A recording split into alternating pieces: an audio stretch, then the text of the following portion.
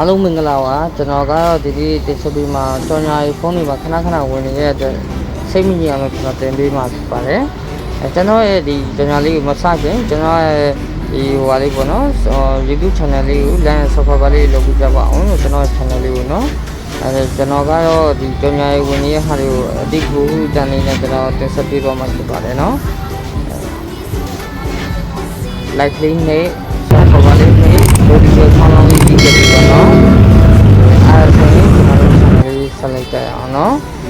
ပထမဆုံးကျွန်တော်တို့ဒီမီလေးကိုစဝင်ပါမယ်ဒီနေ့ပြင်အဲ့မှာ Google account ကိုဝင်ပါမယ်ပြီးတော့ကျွန်တော် logo Google လေးကိုဝင်ပါမယ်ပြီးတော့ကျွန်တော်တို့အဲ့မှာ share ဟာလေးနှိပ်ပါမယ် share ဟာနှိပ်ပြီးကျွန်တော်အဲ့မှာနော်တစ်ခါရပေါ်လာရင်နော် AD အားလေးနှိပ်မယ်ပြထားရဟာလေးကိုအချင်းချင်းနဲ့နှိပ်ပြီးပါနော်အားလုံးဝင်မကြော်ဘဲနဲ့ချက်နှိပ်ပြီးပါနော်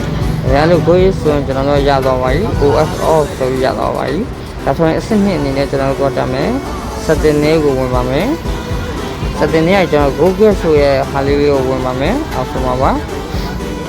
Google ကိုဝင်ပြီးတော့ပြီးဆိုရင်ကျွန်တော်တို့ all server လို့ရနေပါမယ်အဲ့ဒီပြီးတော့ပြီးဆိုရင်ကျွန်တော်တို့ရ ADS ထဲကိုတစ်ချက်တော့ပါမယ်အဲ့ဒီမှာ ADS တချို့ဟာကြတော့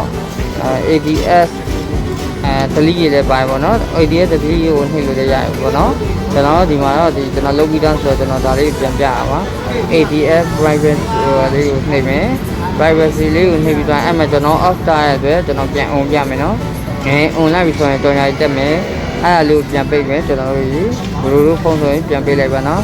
ပိတ်ပြီးသွားပြီဆိုရင်ကျွန်တော်တို့ရတစ်ခါပြန်ထွက်ပါမယ်Okay နံပါတ်3စီစဉ်လို့တော့ရမယ်နံပါတ်3စီစဉ်ကျွန်တော်ဖုန်းပေါင်ထားရုံဝင်ပါမယ်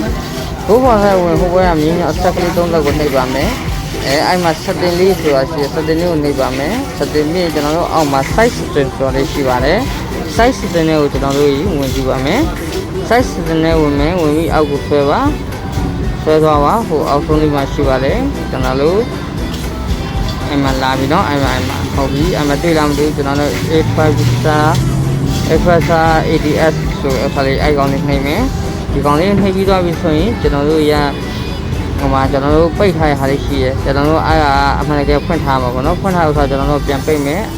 ဖွင့်ထားရင်တော့ကြော်ညာဝင်တာပေါ့နော်ကျွန်တော်ကတော့ပိတ်ပြီးသားဆိုတော့ဘလိုလိုပြရင်လည်းပြန်ဖွင့်ပြန်ပိတ်ပြအောင်ပါအဲ့လေးပိတ်ထားပြီးသွားရင်ကျွန်တော်တို့ဒီကောင်လေးကိုထပ်နှိပ်မယ်